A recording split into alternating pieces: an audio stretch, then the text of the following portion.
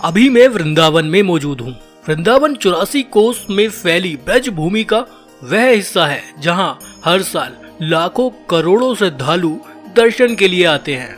इसी वृंदावन यात्रा में एक जगह ऐसी भी है जो बहुत से अलग अलग रहस्यों से भरी हुई है, जहाँ आज भी भगवान श्री कृष्ण राधा रानी से मिलने आते हैं। उसके पुख्ता प्रमाण भी यहाँ देखने के लिए मिलते हैं और आज मैं आपको वृंदावन की उसी जगह पर लेकर जा रहा हूँ। तो बने रहिएगा इस वीडियो के साथ। आप घर बैठे वृंदावन की उन जगहों पर घूमेंगे जहाँ साक्षात भगवान श्री कृष्ण और राधा रानी देखे जाते हैं। अगर आप भी भगवान श्री कृष्ण के भक्त हैं तो कमेंट बॉक्स में एक बार जय श्री राधे जय श्री कृष्ण जरूर लिखिएगा। वृंदावन पहुंचना बहुत आसान है। वृंदावन उत्तर प्रदेश के मथुरा जिले से मात्र 10 किलोमीटर की दूरी पर स्थित है। मथुरा रेल मार्ग से पूरे देश भर से जुड़ा हुआ है और मथुरा से वृंदावन आप मथुरा की लोकल सिटी बस या ऑटो रिक्शा के सहारे बहुत आसानी से पहुंच सकते हैं। वृंदावन का नजदीकी एयरपोर्ट आगरा में है। आगरा एयरपोर्ट से वृंदावन की दूरी करीब 55 किलोमीटर है और दूसरा नजदीकी एयरपोर्ट दिल्ली में है। दिल्ली एयरपोर्ट से करीब 150 किलोमीटर की दूरी पर वृंदावन स्थित है। चलिए अब मैं आपको लेकर चलता हूँ वृंदावन की उस रहस्यमयी जगह पर जिसका नाम है निधिवन। ये जो गलियां आप देख रहे हैं ये वृंदावन की कुंज गलियां हैं। इन्हीं कुंज गलियों से घूमते हुए, इन्हीं कुंज गलियों में टहलते हुए हम पहुंचेंगे निधिवन तक। हालांकि इन कुंज गलियों में भी बहुत से अलग अलग बड़े बड़े मंदिर मौजूद हैं। श्री बांके बिहारी मंदिर की बात करें तो वो भी इन्हीं कुंज गलियों में मौजूद है और बीच बीच में ऐसी बहुत सी दुकानें देखने के लिए मिलती हैं। श्रद्धालु इन कुंज गलियों में परिक्रमा करते रहते हैं। बहुत अद्भुत अनुभव रहता है वृंदावन की इन कुंज गलियों का।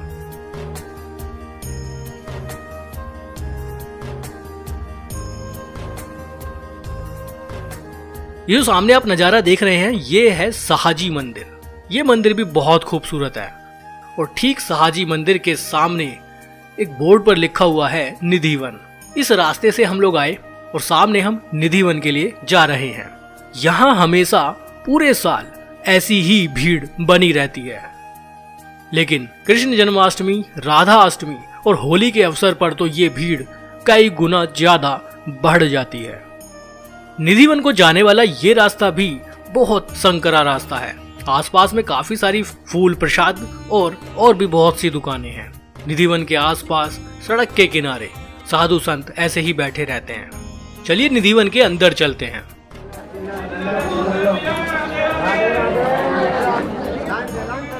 जैसे ही मैं निधिवन में अंदर आया तो मैंने यहाँ देखी एक बहुत बड़ी प्रसाद की दुकान। ये जो परिसर आप देख रहे हैं ये निधिवन का पहला परिसर है।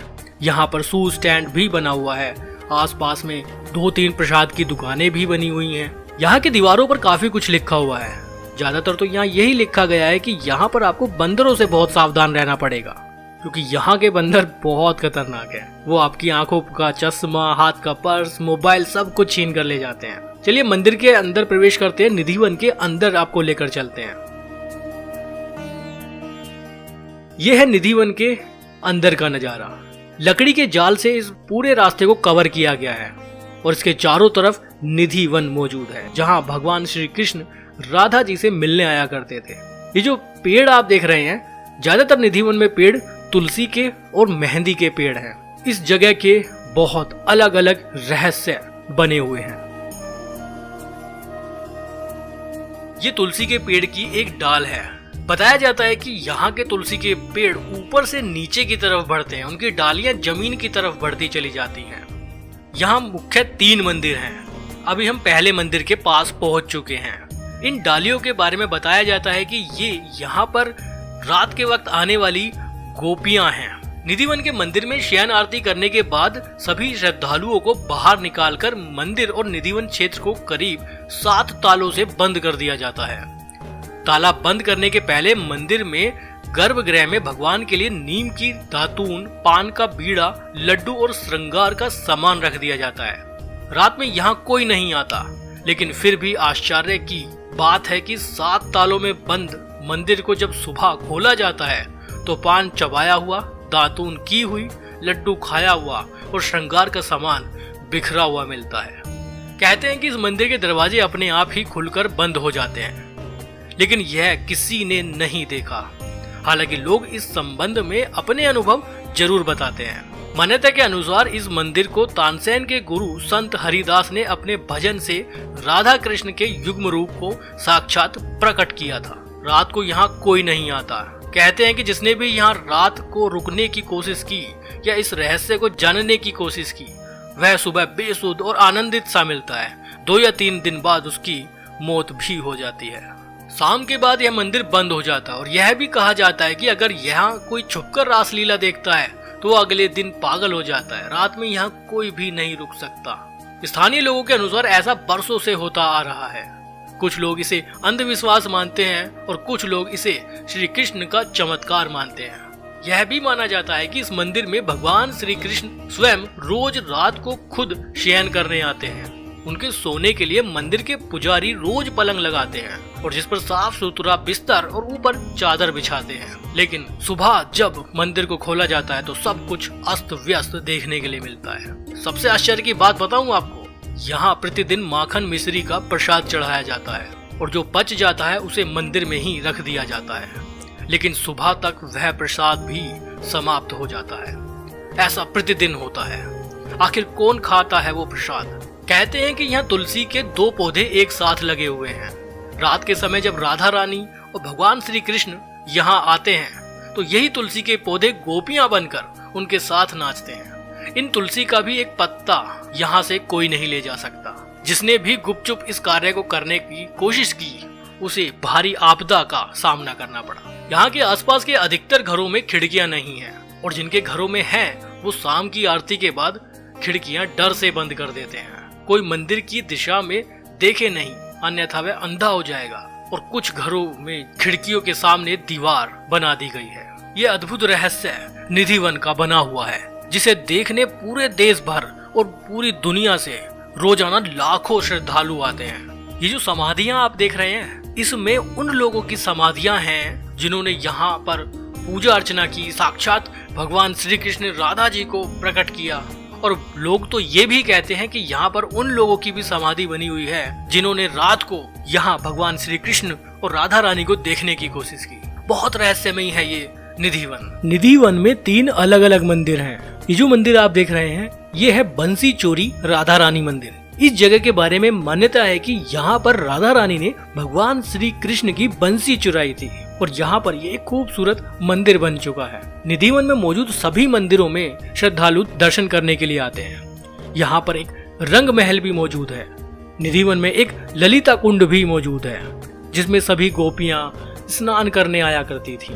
निधिवन का इतिहास सीधे भगवान श्री कृष्ण से जुड़ा हुआ है। वृंदावन का एक ऐसा स्थान जहाँ करोड़ों लोग आते हैं, लेकिन आज भी ये रहस्य बना हुआ है। जितनी भी घटनाएं मैंने आपको बताई, ये सारी घटनाएं वहाँ मौजूद पुजारी लोग भी बताते हैं। बताया तो ये भी जाता है कि रात के समय यहाँ पर भगवान श्री कृष्ण बंसी बजाया करते हैं और उसकी आवाज भी लोगों ने सुनी है।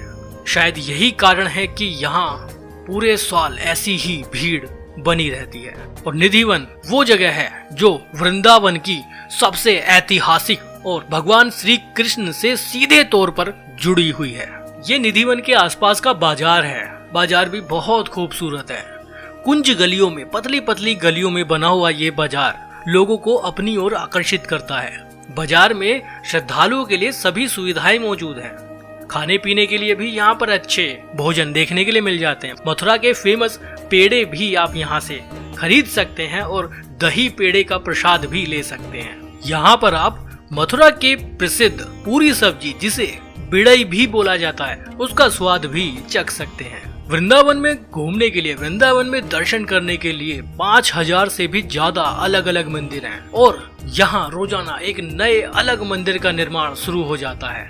आज से 20-30 साल पहले का वृंदावन बहुत छोटा सा हुआ करता था, लेकिन अब वृंदावन दूर दूर तक फैल चुका है, जिसमें कुछ बड़े बड़े नए नए मंदिर बन चुके हैं और श्रद्धालु के लिए मथुरा क्षेत्र की सबसे पहली पसंद बन चुका है वृंदावन। और भगवान श्री कृष्ण के सबसे ज्यादा चहीते जगहों में से एक है वृंदावन, क्योंकि वृंदावन में मौजूद बहुत से बड़े बड़े मंदिर जैसे निधिवन के बारे में ही मैं आपको बता रहा था, सीधे तौर पर भगवान श्री कृष्ण से जुड़ा हुआ है। ये वीडियो आपको अगर अच्छी लगी तो लाइक जरूर करिएगा, कमेंट बॉक्स में जय श्री राधे जय श्री कृष्ण जरूर लिखिएगा।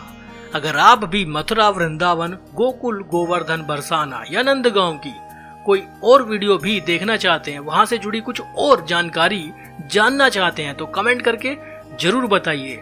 मैं आने वाली वीडियोस में आपके लिए उन जगहों की भी जानकारी लेकर आऊंगा। अभी के लिए बाय, जय श्री राधे जय श्री कृष्ण।